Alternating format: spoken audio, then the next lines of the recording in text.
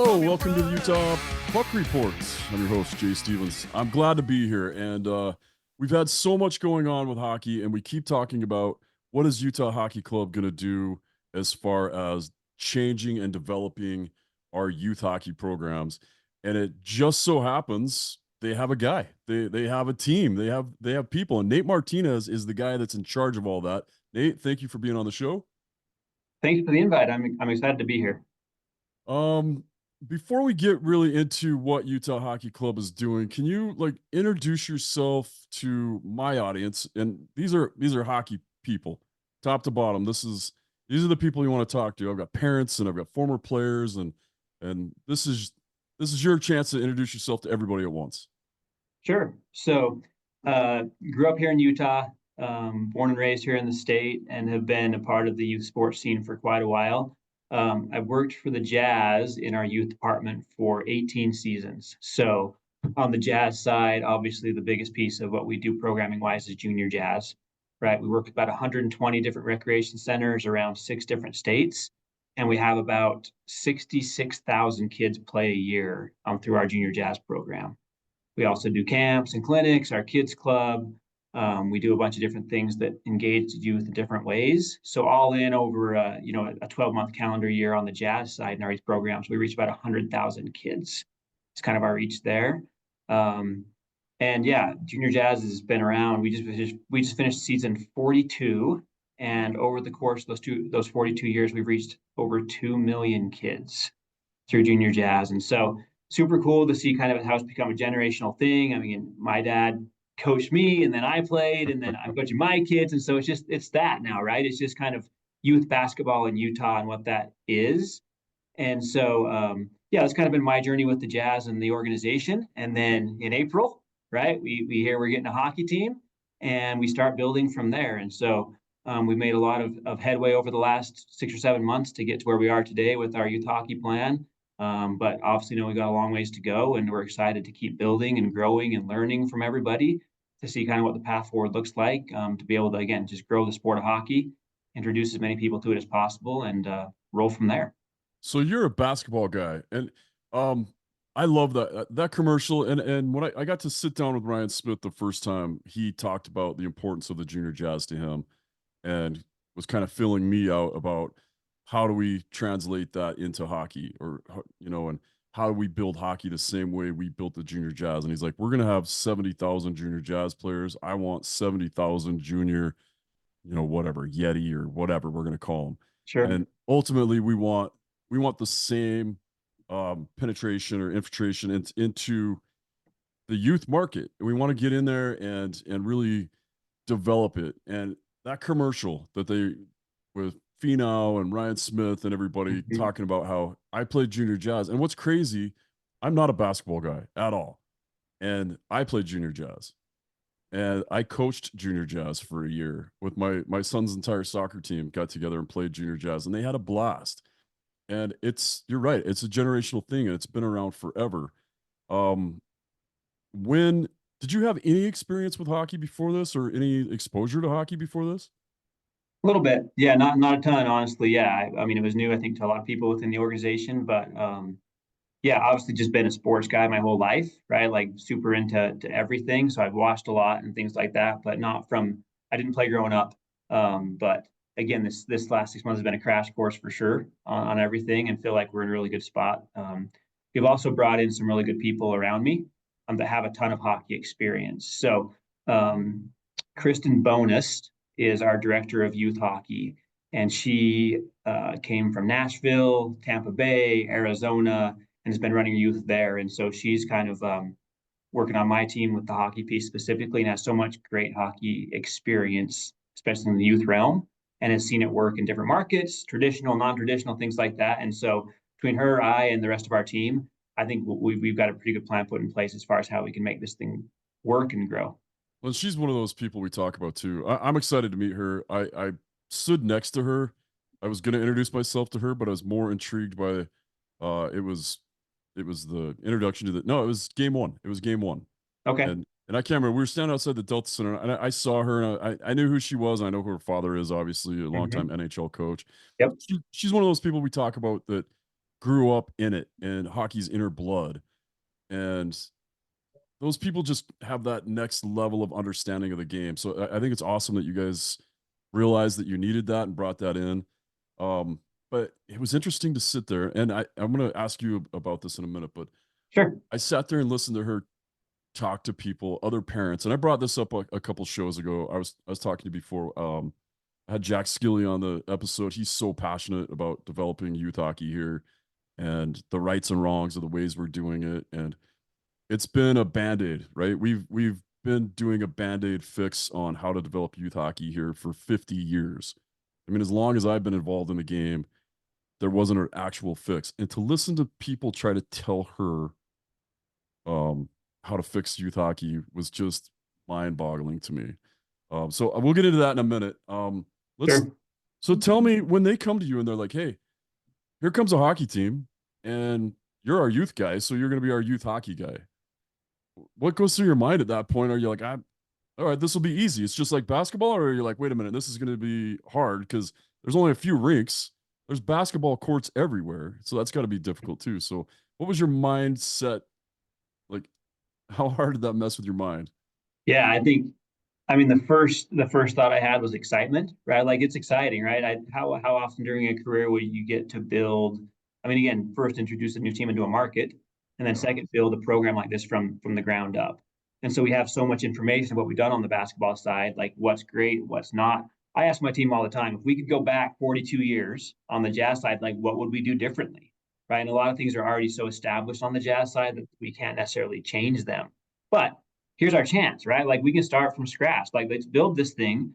Let's take all the great things that we've done and learned on the Jazz side, and then say, hey, here's some things that maybe we would have done differently if we could start over again. And so we took all those things and threw them on a board and said, hey, let's look at this thing, and started putting together a plan from there. So I'd say excitement was the first thing I thought of, and second was like, hey, this is going to be it's going to be a huge lift, right? Honestly, it is. And again, knowing that we had a lot to learn. And so trying to fill in those gaps of what we needed to learn and know and get into. And again, it's not apples to apples in basketball and hockey, but again, we've got a lot of learnings that we can translate. And then again, learning how hockey is and isn't the same is the piece that we're learning as we go. But yeah, it's been a fun ride so far. Any chance you would tell us one of those things that maybe you would change about the Jazz? Like, is there some kind of bureaucracy or just some little step or something that you're like, "Hey, it doesn't always work with junior Jazz. Let's not do it here." So I'd say it's the good and the bad, right, of junior jazz, right? Like junior jazz is every NBA team would take it in a second, right? I say every professional sports team would take that program, and I get calls all the time from all four major sports leagues of like, how do you do it, right? How do we replicate what that is? And it's just such a machine at this point that everybody wants to do it. So I'd say the thing on Junior Jazz that maybe is that we love to have a little bit more control of is just our brand overall, right? Like we're not in the if there's a I'd say there's several hundred games going on every single week, right, for junior jazz. We're Yeah. obviously not in all of those gyms. And yet our name's on that program. We want to make sure that it's representing the jazz brand the way we want it to. And so as we build this, our biggest consideration is how do we make sure that as we scale this, we make sure that we protect the brand, we protect the quality of what's out there as far as training coaches, training referees, all of that. How do we make sure all of that's getting done right from the first time we start this thing? Not that it's not right in junior jazz, but again, the growth is so huge, right? It's so big that we are unable to physically be in all of those places at once. So how do we take that into consideration with hockey as it grows to make sure that we have control, that we have quality, that we give people the experience that they want and they expect when they're interacting with the Jazz brand and the Utah Hockey Club brand. Yeah, that's a big deal. I mean, your logo's on everything. That Jazz logo's on every one of those reversible jerseys, which is something that almost works in hockey. It does get a little hot, but um, and that's crazy. And I've seen videos from junior Jazz. I'm sure you've seen them too on YouTube, where you have parents freaking out and you have where there's fights or something. And as a PR guy, and I'm looking, I'm like, oh, I see that logo, and that's gonna drive somebody nuts that something that bad for the sport happens to have the Jazz logo on it. Not that the Jazz had anything to do with that parent being out of control or or that confrontation or whatever. But yeah, I can totally see what you're saying with that, and hockey brings some of those unique challenges as well. Um, as you kind of had to hit the ground running, right? You had to start making phone calls right away. I imagine when you call any high school gym or church or rec center and you say, "Hey, I'm with the Utah Jazz. We want court time." You get it pretty easy. But that couldn't have been the case when you're calling around trying to get ice time. Is there any difficulties you can Yeah, talk us through with that? like you said, again, there's just not enough, right? There's not enough in the state. But I'd say if we compare to where we are compared to, say, the Golden Knights, right? We have more than Vegas did. Mhm. So again, we still have more than Nashville does.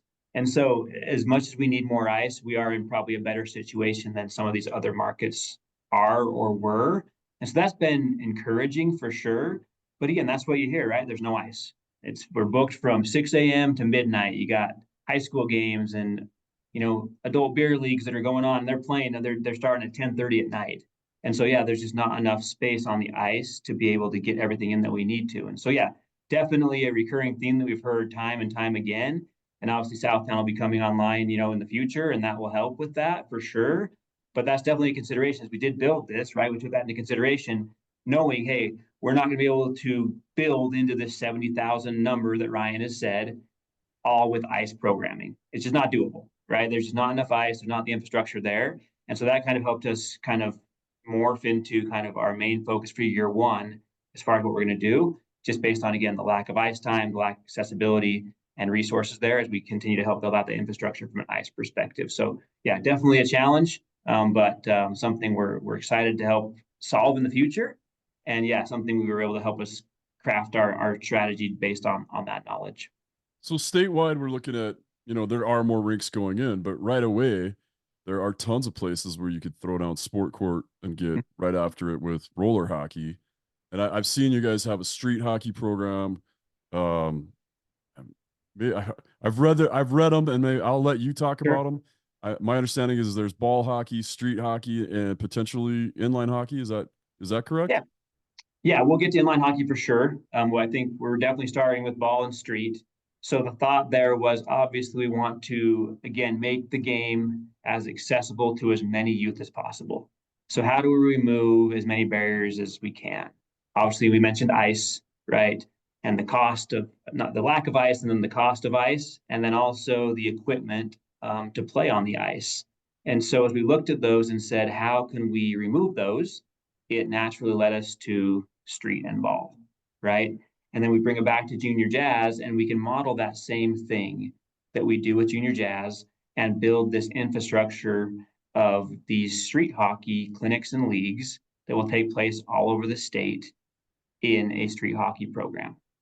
And so that was one of our first steps we did, right? Is connect with these Parks and Rec partners around the state and say, hey, this is coming, right? The hockey team's here. Again, a lot of them probably didn't have a lot of hockey knowledge either as far as how to run it. And so, again, providing that structure of drills, of coach training, of just, hey, what is hockey? What do you need to run this thing? And then also being able to add in some equipment and resources for them and then build up from there. And so, yeah, I think if we go through our progression of what street hockey will look like, right, our first touch point that we've kind of put together is what we're calling Hockey 101. And these are, I'd say, the street equivalent of try hockey for freeze, right? So you can go to the rink and put on, your mittens and your bike helmets and go to try hockey for free in February or November, right? And participate in those. Well, let's make those more accessible to more kids, even if you don't want to put skates on. So again, we'll go to rec centers, we'll go to these different places and say, hey, these are free. Come try it out. We'll give you a stick. You can hit a puck. You can do these things. We'll give you a t-shirt. We'll give you some swag, get you excited about the game, and just have your first experience with hockey through our Hockey 101 events. And so all over the state, and these will continue to be programmed and scheduled as time passes, but there will be these free Hockey 101 events in pretty much every community around Utah. And you can just go to our website, utahhockeyclub.com. You click on the community tab at the top, and then youth hockey is one of the drop downs. They'll all be listed there, and you can just go sign your kids up for one. Show up, have them try it, right? Have them try the game, have them figure out what they like. And then from there, let's figure out what goes next for them. Is that a learn to play, right? Is that a learn to skate? Is that a street hockey clinic or league? Like there's a lot of ways they could go. But I think the other thing we found is that people don't know, right? There's so much excitement like, hey, hockey's here. I want my kids to be involved. But what does that mean? Right? They don't know how to get them into the right funnel or the right place. And so let's give them some options. Let's have them try some stuff and then figure out where they want to go. And hopefully it leads to ice. But if it doesn't, they want to play street forever. Great. That's fine with us too. So Hockey 101 is the first step in that path of let's try it out. And then from there, let's give you the options of where you can go from there.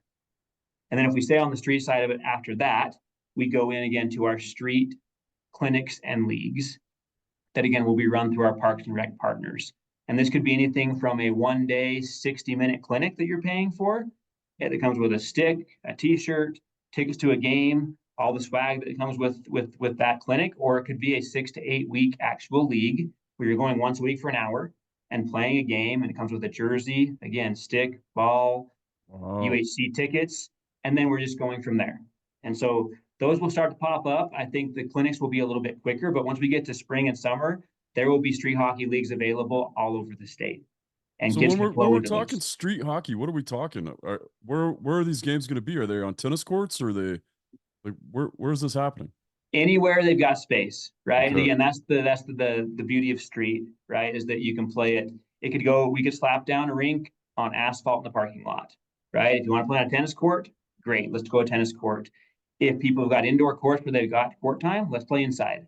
So we're completely adaptable. And what we're able to provide for every Parks and Rec partner that wants to get on board is all the equipment to run this.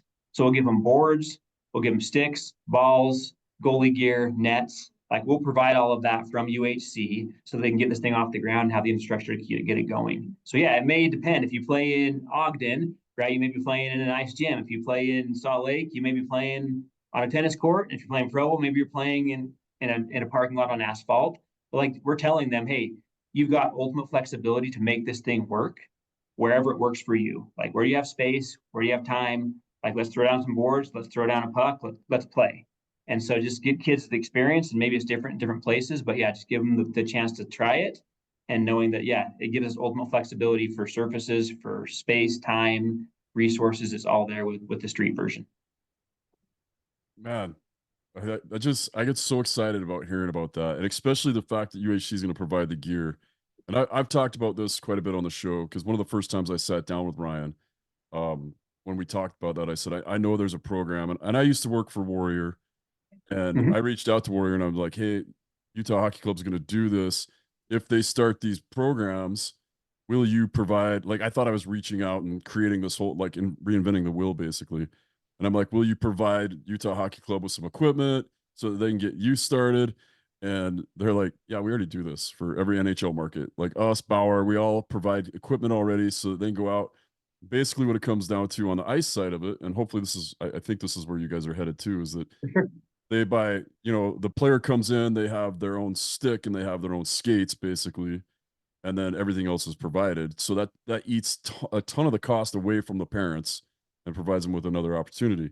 Um, and then also like talking about just going into these communities.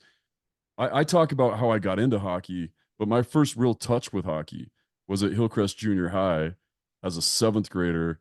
The Salt Lake Golden Eagles walked in with two boxes full of sticks that they were the Wayne Gretzky plastic, like everything was plastic and cheap. And they just set them down and they showed us how to use them. And then once a week or maybe even once a month for the rest of junior high, everybody got to play hockey in the gym class. And out of that, we had 10 of us go on to play even ACHA college. Some of the guys had already been playing, but that was such a good introduction to the game to just have a stick in your hands and be able to all of a sudden play hockey and then have somebody tell you the rules. I remember sitting there learning the rules. But then as a parent and as a grandparent, maybe you could touch on this too. Hockey's not basketball. It's not soccer. You can't just throw on cleats and all of a sudden play. Well, I guess you can in street hockey. But when you're getting these kids on ice, uh, you've got to have a really good coach to teach them because this is more like a guitar lesson. You're not going to Mm-hmm. play, you know, Prince or Led Zeppelin right off the top. It's a step by step process. And watching my grandson go through it now, he has to, learn to skate. So you don't even have a stick. You don't even, and it Right. takes so long for these kids to get through it. Have you guys like addressed that yet? Have you started thinking about that part of the hockey 101? I'm sure you have, but It's got to be, Yeah, it's got to be different in your mindset, right? for sure, for sure. So I think on two things there, right? Number one, Hillcrest Junior High, right? And your first experience in school. So like that's the next step in our evolution, right? Like starting in the spring, we will have a school program and we'll kind of get it rolling this spring and we'll go in there and we'll donate equipment to schools. And then over the summer, we will develop curriculum for PE teachers to use where they can teach hockey in their PE classes throughout the state. So again, hopefully a 2-week curriculum where they can just add that into what they're already doing. We'll work with the Board of Education throughout in the state to be able to make sure that's approved. And part of what we're doing, we've already met with all the education foundations around the state to kind of get their buy-in and blessing on this, and they're excited to see it come down the pipeline. So yeah, that'll be a piece of it, right? Like if we want to reach kids, we will go to the schools. So like let's go to the schools, let's get stick in their hands, let's get them experiencing this thing. And then from there, again, same idea, right? You touch it in school, and then where do you go from there? We don't know, but you go somewhere, right? It's at least that first, hey, this is hockey. I like this. I want to go to street. Do I want to go to ice? Whatever I want to do. And so, yeah, we'll have a very, very comprehensive school program that'll be built out and will run throughout the majority of districts in the state where PE teachers will have all the resources they need. Again, not only curriculum, but equipment we'll be able to provide for these schools so that teachers and PE teachers can teach these kids how to play hockey and get them excited about the sport.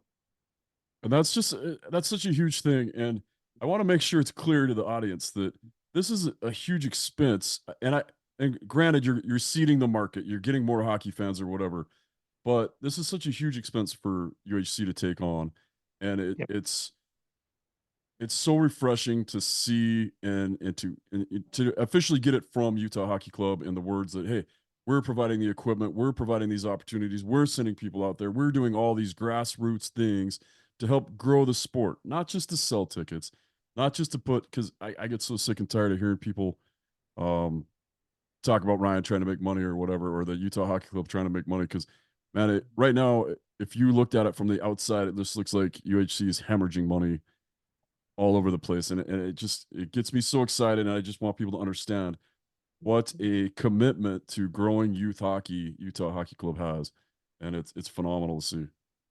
100%, like we're in it, right? Like I think there's, Chris Barney and Chris Armstrong spoke on this last week, right? Like we're 100% in. Like we're not dipping our toe into this. Like we are 100% committed to growing hockey in the state of Utah. And it's going to take resources, right? Which we're going to give. And it's going to take time, but like we've got a plan, and it's a strategic 5-year plan, and we'll build it. Like we're here to help. And I think that's one other message that we just want to make sure that people understand from the hockey community. Like if we're identifying the 3 things that we want to do for the hockey community to start, right? I'd say it's grow, unify, and support, right? Like that's what we're here to do. Is those 3 things, and like we want more kids playing hockey.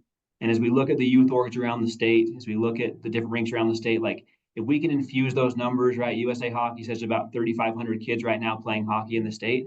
Like let's get that to 10,000. Like let's get kids playing hockey, and then everybody's going to benefit from that. Like we don't need to compete. It doesn't need to be a competition of who's getting what. Like our goal is to help build programs and build kids into hockey players, and I think that's going to help everybody, right? Like the more kids that want to play, the better the talent is, the better the experience is, the more we keep kids in Utah to play here versus leaving. Like there's so many benefits from every level of hockey as we can get more kids infused into the system and just get that excitement going. So that's what we're here to do, is to build, unify, and grow. And yeah, we're committed to doing it in whatever way that's going to look like as we build this thing forward. So, talking about building it forward, let's talk about, okay, we've talked about the entry level stuff. Mhm.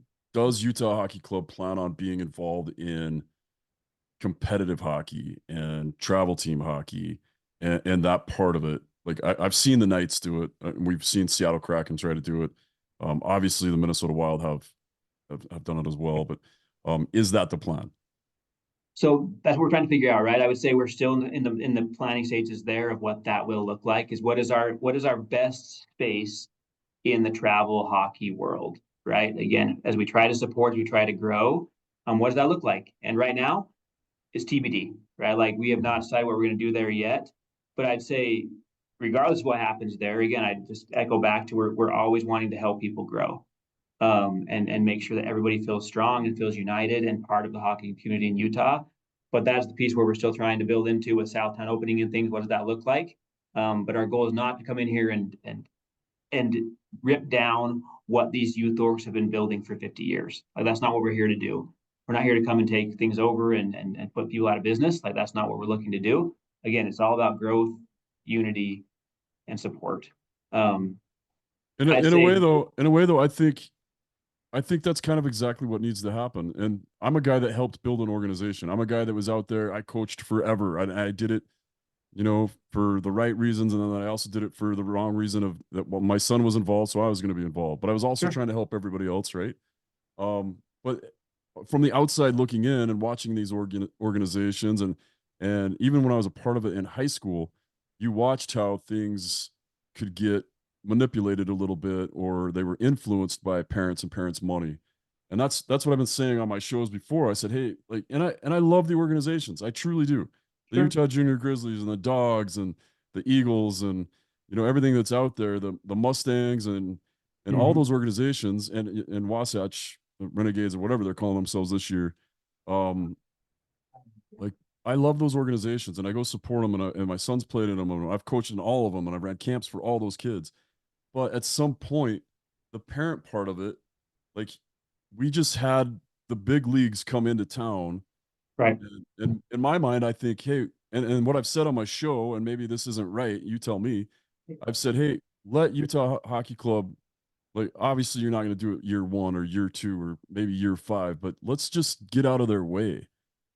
Is that, am I sending the wrong message by saying that? Like, let you guys run it and set it up so that it's set up from top to bottom professionally and not like parentally? I think you hit on the thing that we can bring, right? Like, we can bring that professional piece of it. And again, to your point, not taking away anything to all the great work that's happening because they're awesome. And like, one thing I've seen in the hockey community is there's so much passion, right? And so many people that are volunteering so much time, which is so awesome. Like, these parents are so invested. And again, even people that don't have kids playing are so invested into the game. And you look at Jeff Fisher, right? The president of UAHA, like, his Oh, kids are grown, right? But he's still right in the middle of this thing, and he is so invested into the growth of the game.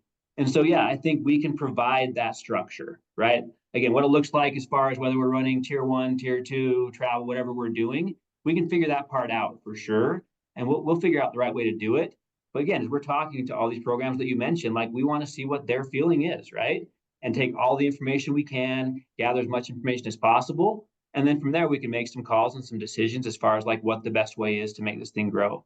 We're great. We're happy to lead. We're happy to make sure we're kind of strategically building this thing and making it bigger and better, but also making sure we're taking into consideration exactly what people are doing now and all the great things that they can bring to the table with us too. Because there's so much stuff out there that they can do and they're already doing that I think can be beneficial to us as this thing grows and develops as well. yeah, I like that. Nate, you're saying the right things, and sometimes my passion gets on the I say the wrong things, and I agree with you. And it'd be way too much. And I want parents to know this. It'd be way too much for you guys to come in and automatically run everything because there's a Yeah. lot of even there's 3,500 kids right now, but there's going to be more. And that's And we, 3,500 kids. I mean, that's from like little kids to the U. Where you're really looking at kids developing is that U14, U16, right. AAA, and we have those. But I would love to see one strong organization that ideally, you've got kids playing in every rink, and then the best kids out of that rink make an all-star team, and they play each other and each other's rinks, and then the best players out of that all-star team become Team Utah or become put on that Utah Hockey Club sweater or Yeti sweater. No, probably Mammoth. I don't know. And anyway, we and then they run with that, right? And that's who our AAA team is that goes out and plays everybody else. We have one organization that puts real legit travel team together. But I think that's a 5 to 10 year plan. Sure, we'll see where it goes for sure. And again, like, I think there's things we can do and look at and things, but like you talk about that base, right? 3,500, like, we need to strengthen the base of the pyramid, right? Like, years one and two and three, like, we've got to get more kids playing at a rec level. Like, we have to. Like, and then it'll lead into the things naturally. But if we look at it, like you mentioned, an ice plan, right? So we talked street, but I want to talk a little bit about learn to play too. So a lot of rinks are obviously running their own learn to play programs, but wanted to kind of just give a little bit more context on what our learn to plays look like through Utah Hockey Club and kind of what we can provide there. And again, how these can complement what's already happening in these local rinks. So I'd say like if a rink already has their own learn to play program, great, they're welcome to keep it. Or if they want to transition that and have it become a UHC learn to play, that works too. But I'd say the biggest difference between the learn to plays that are out there now and what Utah Hockey Club and the NHL can offer goes back to providing resources to the kids like we've talked about. So a typical Utah Hockey Club learn to play will be 6 to 8 weeks, and it comes with everything. So skates, pads, jersey, helmet, stick, everything. They're fitted through Pure Hockey, so this is a professional fitting, and the kids keep the gear. So you're paying for it at the beginning. For again, our standard price on these is about $250 a kid, but you're walking away with probably $1,000 in equipment, right? So they keep it all, trying to again remove the barrier of cost for these kids that are getting into hockey, or even kids that have been playing, right? Like still, like whoever wants to use it. If you haven't done a learn to play through USA Hockey, no matter how long you've played, you can do a learn to play and you can get this gear. Once you're in USA Hockey system and we have your email in there and things like that, obviously there's a limit of one time per person to get the gear. But even if you want to do a learn to play again, right, and don't want the gear, like there's ways to continue playing and developing even after you do it the first time. But I think that gear is such a huge piece to what we can offer. And again, for the amount of it that we're subsidizing and giving to people, we want to make sure that kids don't feel like they can't play because they can't afford it. Like that should not be the reason you're not playing hockey. Like let us help you with that. And again, for $250, we can give you $1,000 in gear plus 6 weeks of instruction. So that, again, you can get that feel for what hockey looks like for you. What's next? Is it a house league? Is it a travel league? Whatever that is, right? We want to, again, continue to push those kids back into the existing programs in these rinks. So we're running one at the Oval with the dogs, right? And things at the Olympic Oval. Like we're going to run their learn to play for them. But then when they're done with learn to play, let's put them back into the dogs, right? Like they can stay there if they want to. Like that's great with us. Like we're running one with the Mustangs in Ogden. Like, hey, great, let us come in and run. It's going to be a lot of the Mustang staff that's actually running that for us and coaching those clinics. We'll come in and add in some player pieces, some alumni pieces, right? The fun Utah branded stuff. But at the end of the day, you finish learn to play. Like again, we're just pushing more kids into their ecosystem of hockey and hopefully keeping those kids with them in their programs. So that's the UHC Learn to Play. And again, we've got a couple of them starting in January. We're going to do one outside at Mill Creek Common, which will be super cool. They can play outside, skate on the oval out there. But they're going to be popping up. We've got again Ogden, Provo, the Oval, and Mill Creek Common right now. But we love to run these in every single rink around the state. And again, complement what people are already doing with their learn to plays to get more kids the chance to get the gear, get what they need, get into the sport, and just try it. Because again, I think there's just people that don't have the accessibility, or they know it's expensive, and I think it's scaring them away a little bit to try it. But we've got the answer to that with we will give you the stuff for a very, very highly subsidized cost to be able to give you your first experience of what the game's like on the ice. That's absolutely amazing. I mean, I can't tell you how much I love that. And I think back to like my generation and players that were like, I use this example of Steve Konowalchuk, who was probably, until Trevor Lewis, Steve Konowalchuk was the most successful Utah player. And he didn't have the money to play. Him and his brother both ended up being draft picks, being super successful. His brother ended up not going to the NHL because he decided to be a doctor instead. But they they were subsidized by people around them. And sometimes, especially right now, there's not a lot of people around you that can subsidize hockey. It's so expensive. So the fact that Utah Hockey Club's out here doing that, they're going to find the next Connell Walchuk or the next, I mean, even Austin Matthews. We're in a market that hasn't really been tapped, right? Like Arizona Yep. was before us. And you're going to find the next superstar here. And can you imagine being in your spot right now, sitting and you're like getting ready to retire 10 years from now, 15 years from now, and you're like, the first overall draft pick's a kid that came in and picked up that pure hockey bag. I mean, So cool. that's what you guys are seeding right now, and that could really 100%. happen. 100%. Like that's the goal, right? Like That's give got to these give you kids a goosebumps to chance have to that stay. much that much influence over a market. It's so awesome. And like cool anecdote on learn to play, right? So learn to play on an NHL level started in Pittsburgh with Sid's kids, Oh, right? Sidney Crosby started it. There's only one player in the NHL right now who has gone through the learn to play program. It's Logan Cooley. We know who it is. Yeah, we Logan love Cooley that. played in Learn to Play, right? He was in Sid's Kids program, and like he's there, he's it, right? You mentioned Austin Matthews and like Logan, like that's the goal, right? Is to give these kids the accessibility to the sport, and like Logan's done it, right? Austin's done it. Like that's you hit it 100%. Like that's what we're looking for. And again, not everyone's going to make it that far, and that's okay, right? But like there will be kids that do. But like whatever you want to do with hockey, like let's give you that chance. Like let's take away the barriers that are stopping you from being able to do it and give you a chance to try it. Because I mean, it's such a cool sport. And again, learning coming from a novice, right? For sure, self-professed, but like I've learned a lot about it, and like people, like kids are gonna love it.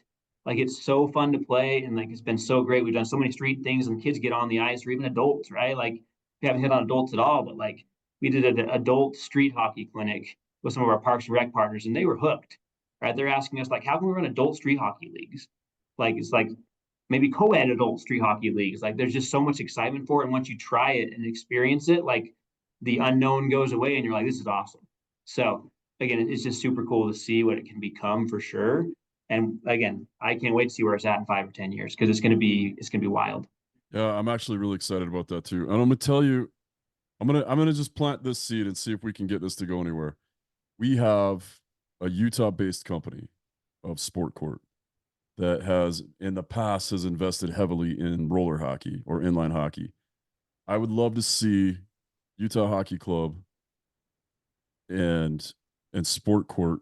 Oh, I'm gonna text you the guy's name and number. All right. So James Burdett, like he's a phenomenal guy, and he's the guy we could put this all together, and you could get with Salt Lake County Parks and Rec and find some space in every one of their parks to have Sport Court come and throw down an actual sport court with boards and nets, and we could put hockey rinks in every one of these parks for Hey, inline hockey. I mean, that would be amazing. yeah, let's look at it for sure. Let's look at it. I think there's definitely ways to be innovative, creative. Again, that's the fun of it, right? There's so many possibilities. Again, we've got jazz courts all over the valley, right? Like Yeah, these outdoor courts we've built. How can we make those more accessible, more usable, more efficient, right? There's a lot of cool things we can look at for sure. yeah, I think it's phenomenal. I think you guys are doing amazing work, and I'm excited about everything that's going on. If I'm a parent, you say I just get on UtahHockeyClub.com and Yep. hit the community link, and that's going to show me where to go.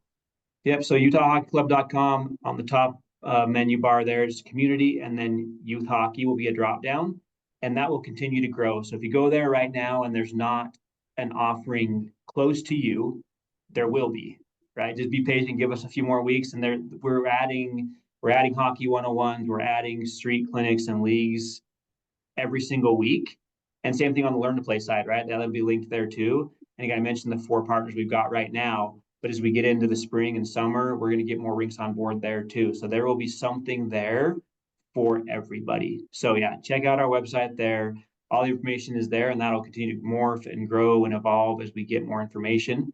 And again, we want to try to connect things from all the rinks to all the orgs to UAHA to everything in the youth hockey space. Hopefully, that page eventually can become that hub for all of youth hockey to make sure people have all the information they need as far as any way they want to get involved. It's right there. I mean, hockey parent education, right? Like, I don't know how to be a hockey parent. Okay, here's hockey 101 for a parent. This is what you need to know because there's a Yeah. lot of people that, again, don't know what that is. And so that'll become a part of it, and it'll just constantly be evolving, morphing, growing, changing. And as we hear what needs to be on there, like, we'll add it. Like, we love the feedback, we love the information, we love the passion, and we just appreciate, yeah, people being so passionate about what the sport can bring and about the team. And we're just excited to see it grow and make it accessible for everybody. Have you gotten?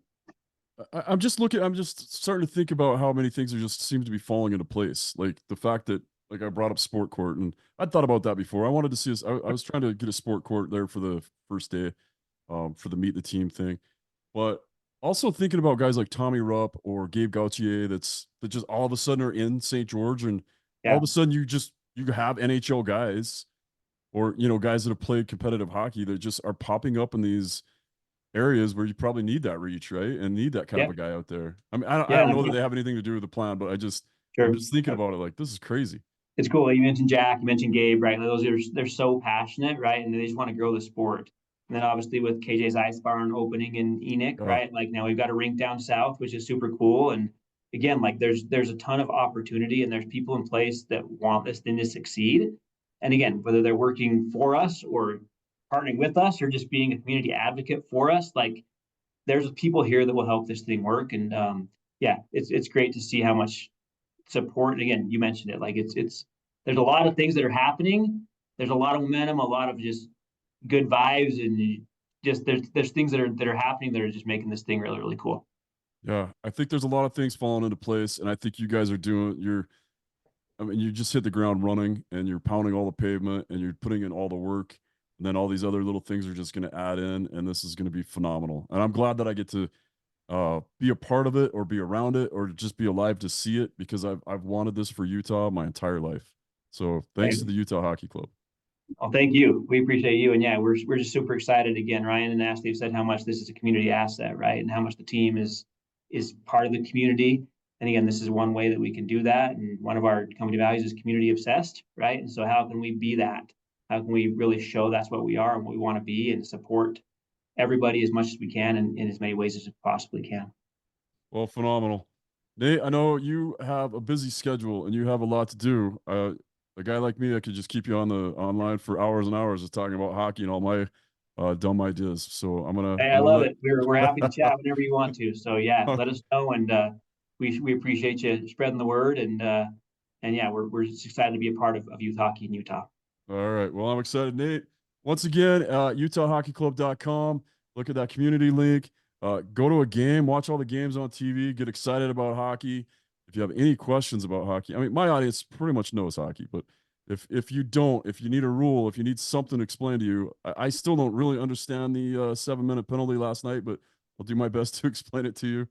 Um, but if there's anything you want, reach out to Utah Hockey Club, reach out to me here at KSL, and we're just going to keep hockey growing and keep educating. Thanks, Jay. And that is the Utah Puck Report.